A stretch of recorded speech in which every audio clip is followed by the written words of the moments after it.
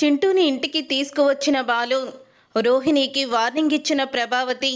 అసలు ఇదంతా ఎలా జరిగింది అనేది ఈ వీడియోలో తెలుసుకుందాం. రోహిణి అయితే చింటూని చూసి బయటికి వస్తుంది. అప్పుడే రోహిణిని చూసి మీనా ఇలా అంటూ ఉంటుంది, ఏంటి రోహిణి అలా ఉన్నావు అని అడుగుతుంది. అప్పుడే రోహిణి, బాబుకి చాలా గట్టిగా దెబ్బ తగిలింది, వాణ్ణి చూస్తుంటే చాలా బాధ కలిగింది మీనా, పాపం పెద్దావిడికి ధైర్యం చెప్పి వచ్చాను అని అంటూ ఉంటుంది రోహిణి. అవును, అమ్మా నాన్న కూడా లేరట, వాళ్ళ అత్త ఉంది కానీ ఏమీ పట్టించుకోదు అని మీనా అంటుంది. దుబాయ్లో ఉండి తన సంతోషాన్ని తను చూసుకుంటుంది తప్ప ఇక్కడ కన్న తల్లి మేనల్లుడు ఏమైపోయాడా అని ఆవిడ పట్టించుకోవడం లేదు అని బాలు అయితే అంటూ ఉంటాడు. అవును, మీరింకా వెళ్ళలేదా అని అడుగుతూ ఉంటుంది రోహిణి. ఇంకా వెళ్ళలేదు, ట్యాబ్లెట్లు తీసుకుంటున్నాము, ట్యాబ్లెట్లు తీసుకొని బాబుని ఎప్పుడు డిశ్చార్జ్ చేస్తారని అడగాలని చెప్పి మళ్ళీ వచ్చాము అని మీనా అయితే అంటుంది. అయినా మీరింకా వెళ్ళలేదా అని అడుగుతున్నావేంటి అని అడుగుతూ ఉంటాడు రోహిణిని బాలు. అంటే మీనాకి హెల్త్ బాగోలేదు కదా, అందుకనే అడుగుతున్నాను అని అంటూ ఉంటుంది రోహిణి. పాపం చిన్నపిల్లడితో ఈవిడ ఒంటరిగా ఉంది కదా, అందుకనే వెళ్ళబుద్ధి కాలేదు అని అంటూ ఉంటుంది మీనా. అసలు ఆవిడ కూతురికి ఫోన్ చేసి, అసలు నీకు బుద్ధుందా, నీ సంతోషాన్ని నువ్వు చూసుకున్నావా అని చెడమెడ తిట్టేయాలి అని బాలు అయితే అంటూ ఉంటాడు. బాలు, అసలు అక్కడ ఆవిడ పరిస్థితి ఎలా ఉందో, అయినా ఆవిడ సంపాదించేది వీళ్ళకి డబ్బులు పంపించడానికే కదా అని అంటూ ఉంటే అప్పుడే ఇక బాలు, అదేంటి పార్లలమ్మ అలా మాట్లాడుతున్నావేంటి, ఏదో నీకు వాళ్ళు పరిచయమైనట్టు తెలిసినట్టు అని అడుగుతూ ఉంటాడు బాలు. అంటే మనకెందుకని అంటున్నాను బాలు, అవసరం లేని విషయాల్లో మనం జోక్యం చేసుకొని మనం ఎందుకు బ్యాడ్ అవ్వాలి అని అంటూ ఉంటుంది రోహిణి. మీకు చాలా పనులుంటాయి కదా, మీరు వెళ్ళండి అని అంటూ ఉంటుంది రోహిణి. అప్పుడే ఇక మీనా అయితే, మాకేం పనులుంటాయి, కూలి పని చేసుకొని బ్రతికేవాళ్ళం, మీరంటే లక్షాధికారులు, పెద్ద పెద్ద బిజినెస్లు చేసేవాళ్ళు, ఒక గంట లేట్ అయినా మీకు చాలా లాస్ వస్తుంది, వెళ్ళండి, నువ్వే వెళ్ళు రోహిణి అని అంటూ ఉంటుంది మీనా. అప్పుడే ఇక రోహిణి అయితే ఏమీ మాట్లాడలేకపోతుంది. ఇక రోహిణి వెళ్ళిపోతూ ఉంటే బాలు అయితే రోహిణిని ఆపి మరో హాస్పిటల్కి వెళ్ళినప్పుడు, నా కార్డు ఆ హాస్పిటల్లో కూడా పెట్టు పార్లలమ్మా అని అంటూ ఉంటాడు బాలు. అప్పుడే ఇక రోహిణి అయితే, డ్రైవరు అయినా కార్డ్స్ బాగానే మెయింటైన్ చేస్తున్నావు బాలు అని రోహిణి అంటుంది. బిజినెస్ చేయకుండానే మీ ఆయన బిజినెస్ చేస్తున్నానని కార్డు జేబులో పెట్టుకొని తిరిగాడు, నేను వాడికన్నా ఎక్కువేలే, వెళ్ళు అని అంటూ రోహిణికి దిమ్మ తిరిగే సమాధానం చెప్తారు బాలు మీనా ఇద్దరు కూడా. ఈరోజు పార్లలమ్మకి నువ్వు నేను సరిగ్గా సమాధానం చెప్పాము అని అంటూ ఉంటాడు బాలు. అవునండి, అవకాశం వచ్చినప్పుడల్లా ఒక్కోసారి ఇలా మాట్లాడుతూ ఉండాలి, అవకాశం వచ్చింది కదా అందుకే అలా మాట్లాడాను అని రోహిణి అయితే అంటూ ఉంటుంది. అప్పుడే ఇక రోహిణి అలా అన్న తర్వాత ఇక బాలు అయితే లోపలికి వెళ్తారు. వెళ్ళాక, ఇప్పుడు వచ్చింది కదా మా వదిన, మీతో ఏం మాట్లాడింది అని అడుగుతూ ఉంటాడు బాలు. మీ వదిన ఇక్కడికి ఎవరూ రాలేదే అని సుగుణమ్మ తడబడుతూ చెప్తూ ఉంటుంది. అప్పుడే ఇక బాలు అయితే, అదేనమ్మా, ఆ రోజు మా వదిన తప్పిపోయిందని మీ ఇంటికి వెతుక్కుంటూ వచ్చాము, నువ్వు ఆవిడ్ని చూసే ఉంటావు, ఇప్పుడే కదా వచ్చి మీతో మాట్లాడింది అని అడుగుతూ ఉంటాడు బాలు. ఓ ఆవిడ, చూశాను బాబు, మీ వదిని కదా, మర్చిపోయాను, అదే దీపావళికి వచ్చినప్పుడు అలాగే ఫంక్షన్కి వచ్చినప్పుడు చూశాను కదా, సరిగ్గా గుర్తుపట్టలేదు, ఎవరా అనుకున్నాను అని అంటూ ఉంటుంది సుగుణమ్మ అయితే. ఈలోగా బాలు చింటూని, రే చింటూ అంటూ గట్టిగా అరిచి లేపుతూ ఉంటాడు. అప్పుడే మీనా, ఇంట్లో మీ అన్నయ్యని లేపినట్టు లేపుతారేంటండి, వీడు చిన్నవాడు, జాగ్రత్తగా లేపాలి అని మీనా, చింటూ, నాన్న చింటూ అని అంటూ నిద్ర లేపుతుంది. అప్పుడే ఇక చింటూ అయితే, నానమ్మ నానమ్మ అని గట్టిగా అరుస్తాడు. మీ నానమ్మ ఇక్కడే ఉందమ్మా, నువ్వు కంగారు పడుకో, నీ పక్కనే ఉంది అని అంటూ ఉంటుంది మీనా. నేను ఇక్కడే ఉన్నాను చింటూ, నువ్వు భయపడకు అని సుగుణమ్మ అయితే మాట్లాడుతుంది. నానమ్మ, నాకేమీ కనిపించడం లేదు, అసలు నాకు ఎవ్వరూ కూడా కనిపించడం లేదు, నా కళ్ళు నేను తెరవలేకపోతున్నాను, నాకేమైంది అని అడుగుతూ ఉంటాడు చింటూ అయితే. నీ కళ్ళకి దెబ్బ తగిలింది కదా బాబు, మందేసి కట్లు కట్టారు, 2 రోజులు ఆ కట్లు అలాగే ఉంటాయి, నువ్వు భయపడకు, నీకేం కాలేదు అని అంటూ ఉంటుంది. సుగుణమ్మ అయితే, చింటూ నీకేం కాలేదమ్మా, నువ్వేమీ భయపడకు అని అంటూ ఉంటుంది మీనా. నానమ్మ ఎవరు అని అడుగుతూ ఉంటాడు చింటూ. మీనా ఆంటీ నాన్న అని అనగానే, మీనా ఆంటీ మీరా అంటూ చింటూ అయితే చాలా ఆనందపడుతూ ఉంటాడు. రే నేను కూడా వచ్చానురా అని అంటూ ఉంటాడు బాలు. బాలు అంకుల్ మీరు కూడా వచ్చారా అని అనగానే, అవునరా నేను కూడా వచ్చాను, నువ్వేమీ భయపడకు, నేను ఇక్కడే నీకు పులిలాగా కాపలా ఉంటాను, నీకే భయం లేదు అని అంటూ ఉంటే, పులిలాగానా అంటే మీరు జూలో ఏమన్నా ఉంటారా అని అడుగుతూ ఉంటాడు చింటూ అయితే సరదాగా. అవునరా నేను నిజంగానే జూలోనే ఉంటాను, ఒక ఆవు ఒక మేక అంటూ చెప్పబోతూ ఉంటాడు. మీరు ఆగండి అని అంటూ మీనా అయితే ఆపుతుంది. ఇంతలో డాక్టర్ అయితే వస్తాడు. ఇక డాక్టర్ వచ్చి ఎలా ఉంది చింటూ అని అడుగుతూ ఉంటాడు.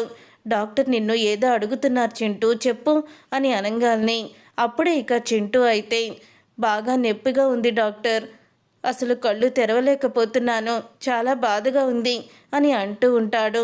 అప్పుడే ఇక అది విని డాక్టర్ అయితే, 2 రోజుల్లో కట్లు విప్పేస్తాం బాబు, అప్పుడు నీకు ఎటువంటి బాధ ఉండదు అని డాక్టర్ అయితే చెప్తాడు. అప్పుడే ఇంకా పాపం వీడికి అమ్మా నాన్న ఉండుంటే వాళ్ళే దగ్గరుండి చూసుకునేవాళ్ళు, వీడి బాధ కాస్తో కూస్తో తగ్గేది అని అంటూ చాలా బాధపడుతూ ఉంటుంది మీనా. ఇంతలో డాక్టర్ అయితే అంటూ ఉంటాడు, బాబుని డిశ్చార్జ్ చేస్తున్నాం, ఇవాళ ఇంటికి తీసుకువెళ్ళి 2 రోజుల తర్వాత కట్లు విప్పడానికి తీసుకురండి అని అంటూ డాక్టర్ అయితే చెప్తాడు. ఇక దాంతో ఇక సుగుణమ్మ అయితే సరే డాక్టర్ అని అంటూ ఉంటుంది. ఇంతలోకి బాలుకైతే ఫోన్ రావడంతో బయటికి వెళ్తాడు. చింటూని డిశ్చార్జ్ చేస్తున్న విషయం రోహిణికి చెప్పాలని సుగుణమ్మ, ఒకసారి నేను పక్కకి వెళ్ళొస్తానమ్మా అంటూ సుగుణమ్మ బయటికి వస్తుంది. బయటికి వచ్చి రోహిణికి ఫోన్ చేస్తుంది. రోహిణికి ఫోన్ చేసి, అమ్మ రోహిణి చింటూని డిశ్చార్జ్ చేస్తానన్నారమ్మా అని అనగానే, అవునా అమ్మా చింటూని డిశ్చార్జ్ చేస్తా అన్నారా, 2 రోజుల తర్వాత మళ్ళీ కట్లు ఇప్పడానికి రమ్మని చెప్పారు, నేను ఊరికి వెళ్ళి వస్తాను మళ్ళీ అని అంటూ ఉంటుంది సుగుణమ్మ. వాడితో నువ్వు అంత దూరం ఎందుకు వెళ్తావమ్మా, 2 రోజులే కదా, హాస్పిటల్లోనే ఉండండి, నేను హాస్పిటల్ బిల్ అంతా కూడా పే చేస్తాను, సాయంత్రం నేను పడుకోవడానికి కూడా వస్తాను అని అంటూ ఉంటుంది. రోహిణి అయితే అప్పుడే ఇక అంటూ ఉంటుంది. సుగుణమ్మ అయితే సరేనమ్మా అలాగే అని లోపలికి వెళ్తుంది. వెళ్ళి రిసెప్షన్లో చెప్పు, మేము 2 రోజులు ఇక్కడే ఉంటామని. బాలు మీనా అక్కడే ఉన్నారా అని అడుగుతుంది.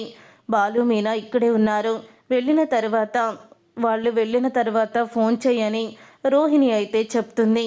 తర్వాత ఇక సుగుణమ్మ అయితే లోపలికి వెళ్తుంది. ఈలోగానే చింటూ అయితే, నానమ్మ మన ఊరికి వెళ్ళిపోతున్నామా అని అడుగుతూ ఉంటాడు. నేను బిల్లు మొత్తం పే చేసేసానమ్మా అని అంటూ ఉంటాడు బాలు. అప్పుడే సుగుణమ్మ అయితే, బాబు ఇక మేము 2 రోజులు ఇక్కడే ఉంటాము, నేను ఒక్కదాన్నే పిల్లాడితో అంత దూరం వెళ్ళడం ఇబ్బంది అవుతుందేమో, అందుకనే 2 రోజులు ఇక్కడే ఉందామని అనుకుంటున్నాను అని అంటూ ఉంటుంది సుగుణమ్మ. 2 రోజులు ఇక్కడెందుకమ్మా, ఈ 4 గోడల మధ్య చింటూని ఉంచితే వెళ్ళిపోయి వచ్చే పేషెంట్ల బాధలు ఇవన్నీ చూసి వాడికి కూడా నీరసం వస్తుంది, దానికన్నా మీరు ఇక్కడ ఉండడం కన్నా మా ఇంటికి రండి అని అంటూ ఉంటాడు బాలు. పర్లేదులే బాబు, ఇక్కడ రూమ్ తీసుకొని ఉంటాము, మీ ఇంట్లో చాలామంది ఉన్నారు, మీకు అసౌకర్యం ఎందుకు అని అంటూ ఉంటుంది సుగుణమ్మ. ఏం మాట్లాడుతున్నారమ్మా, మాతో పాటే మీరు ఉంటారు, అడ్జస్ట్ చేసుకొని ఉంటాము, మేము తినిందే మీరు తింటారు, మిమ్మల్ని నేనేమన్నా స్పెషల్గా ఏమీ చూడలేకన్నా కదా, రెండమ్మా అని అంటూ ఉంటాడు బాలు. అప్పుడే ఇక సుగుణమ్మ అయితే, వద్దు బాబు మీకు ఇబ్బంది అని అంటూనే ఉంటుంది. అయినా సరే బాలు వినిపించుకోడు. ఇక మీనా, చూడండమ్మా ఆయన ఒక మాట అనుకున్నారంటే దాన్ని తప్పకుండా నెరవేరుస్తారు, ఇప్పుడు మీరు రాకపోతే ఆయన ఊరుకోరు అని అంటూ ఉంటుంది మీనా. ఇక బలవంతం చేయడంతో సుగుణమ్మ కూడా ఏమీ చెయ్యలేక వాళ్లతో పాటు ఇక ఇంటికి రావడానికి బయలుదేరుతుంది. ఈలోగా రోహిణి అయితే ఫోన్ చేస్తూ ఉంటుంది సుగుణమ్మకి.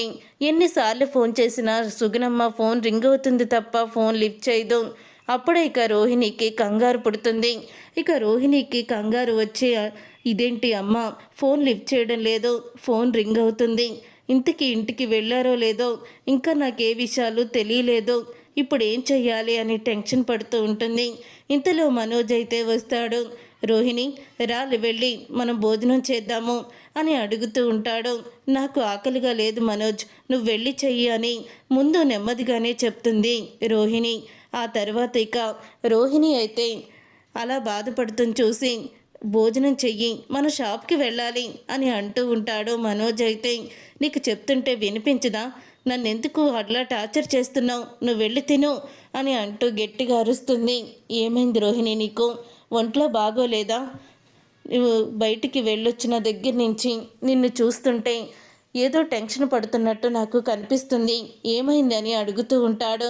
అప్పుడే రోహిణి అయితే ఇప్పుడేంటి, నేను భోజనం చేసి షాప్కి రావాలి అంతే కదా అని అంటూ ఉంటుంది రోహిణి. అవును అని మనోజ్ అంటాడు. వస్తాను పద, నువ్వు వెళ్ళి భోజనం చెయ్యి, నేను కొంచెం సేపు ఆగి వస్తాను అని చెప్తుంది రోహిణి. అప్పుడే ఇక మనోజ్ అయితే ఏమైంది రోహిణికి, ఎందుకు అంత టెన్షన్ పడుతుంది అని మనసులో అనుకుంటూ ఉంటాడు.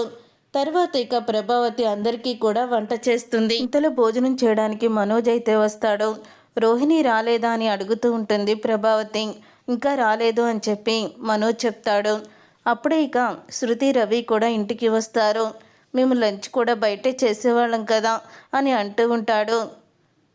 రవి అయితే ఆ మీనా చేసిన పనికి మిమ్మల్ని పస్తులతో పంపించానని నేను చాలా బాధపడి ఎంతో కష్టంగా ఈరోజు వంట చేశాను, రండి భోజనం చేద్దురు కానీ అని అంటూ ఉంటుంది ప్రభావతి.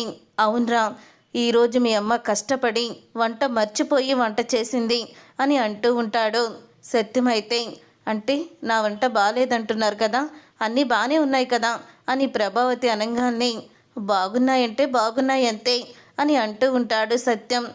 అంటే ఇప్పుడు మేము కూడా డేరింగ్ చేసి తినేయాలా అని అడుగుతూ ఉంటుంది శృతి. బేరింగ్ చెయ్యాలి అని అంటూ ఉంటాడు. రవి అయితే కేర్ కూడా చెయ్యాలమ్మా అని సత్యం అంటాడు. అలా అందరూ కూడా ప్రభావతి వంటకి వంక పెడుతూ ఉంటారు. మీరు ఆగండి, కావాలని ఇంట్లో వంట చేయాలని తన భార్యని తీసుకొని షికార్లకు పోయాడు వాడు అని అంటూ ఉంటుంది.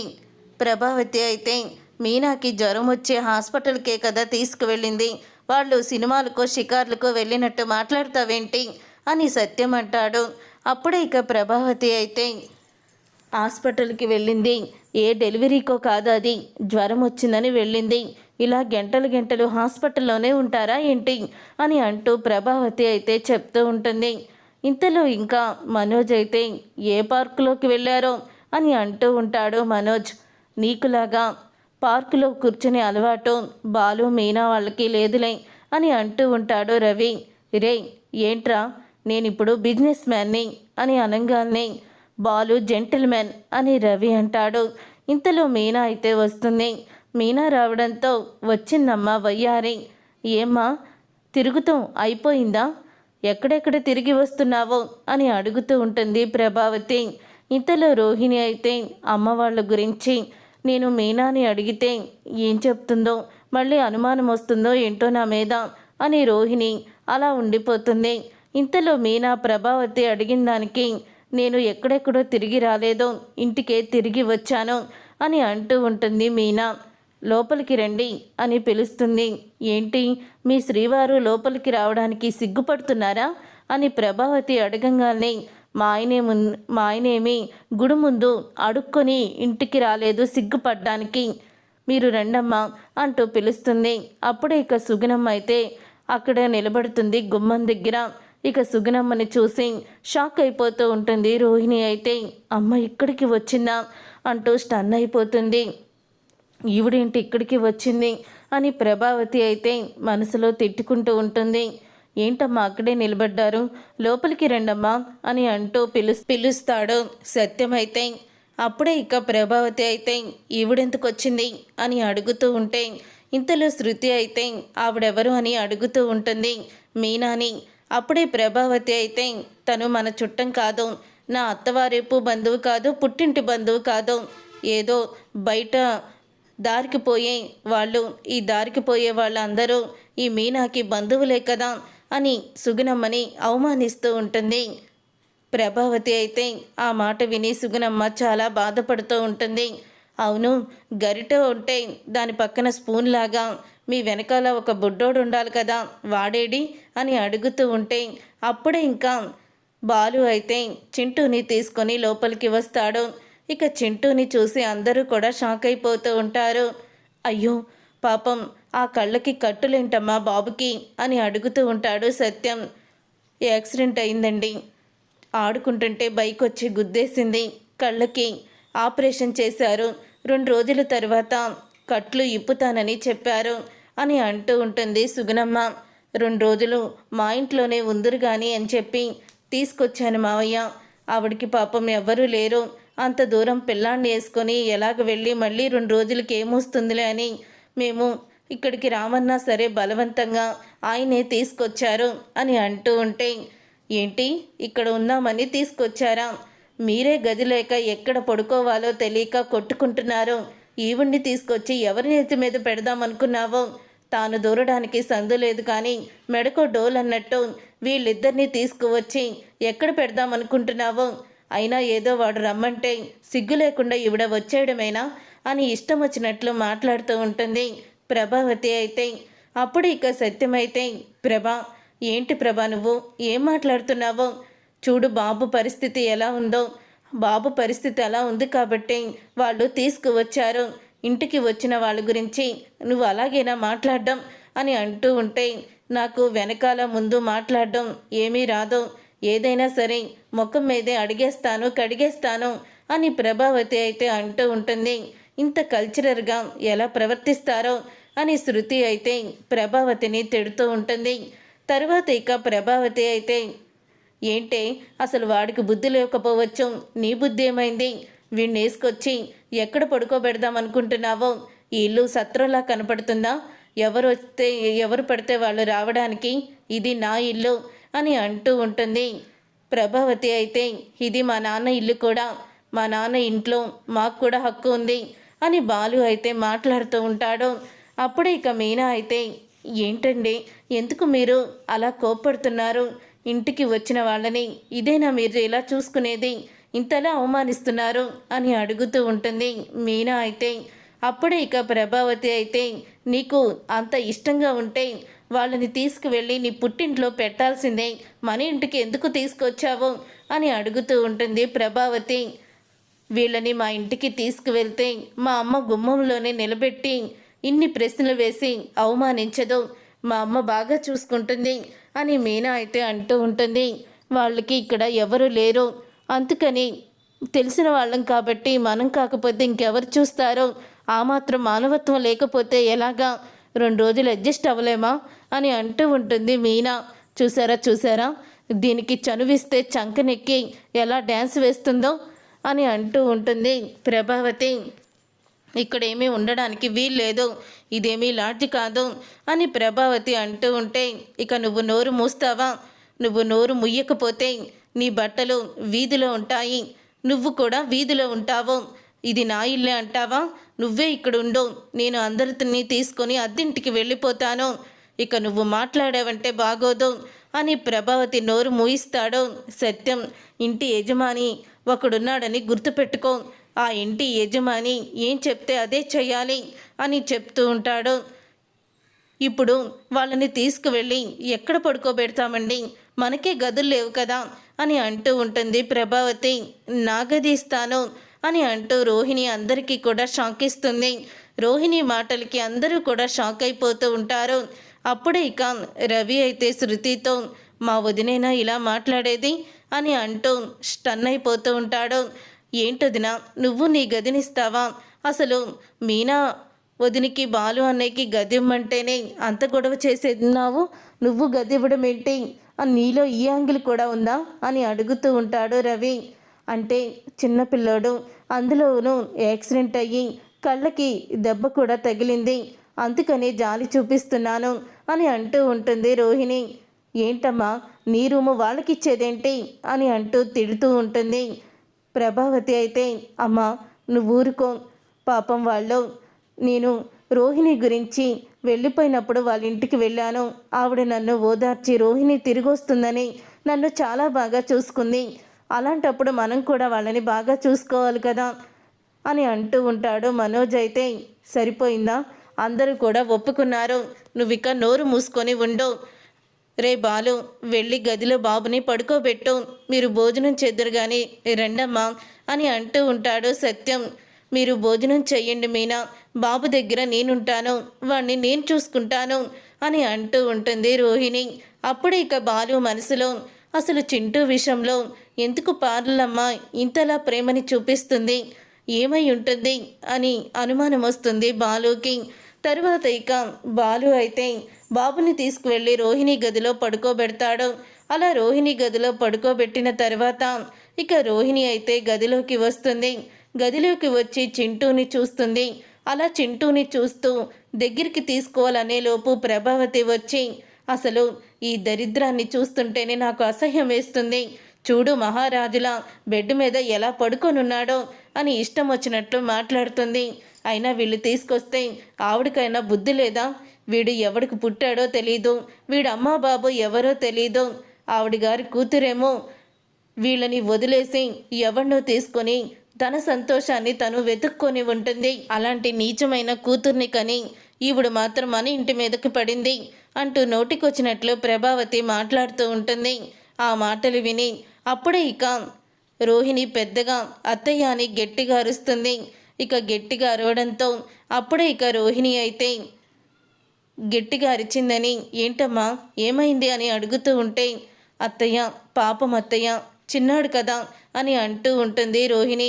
చూడు రోహిణి, నువ్వేం చేస్తావో నాకు తెలీదు, మీనా పూల కొట్టుని తీసేయడానికి ఐడియా ఇచ్చినట్టే వీళ్ళు వెంటనే ఇంట్లో నుంచి వెళ్ళడానికి నువ్వే ఐడియా ఇవ్వాలి, వీళ్ళని వెంటనే ఇంట్లో నుంచి పంపించేయాలి, లేకపోతే నాకు మనశ్శాంతి లేదు, వీడిని చూస్తుంటే నాకు కంపరంగా ఉంది, ఈ దరిద్రాన్ని నేను తట్టుకోలేకపోతున్నాను అని ప్రభావతి అయితే రోహిణిని వాళ్ళిద్దరిని బయటికి పంపించేయడానికి నువ్వే ప్లాన్ చేయాలని చెప్తుంది.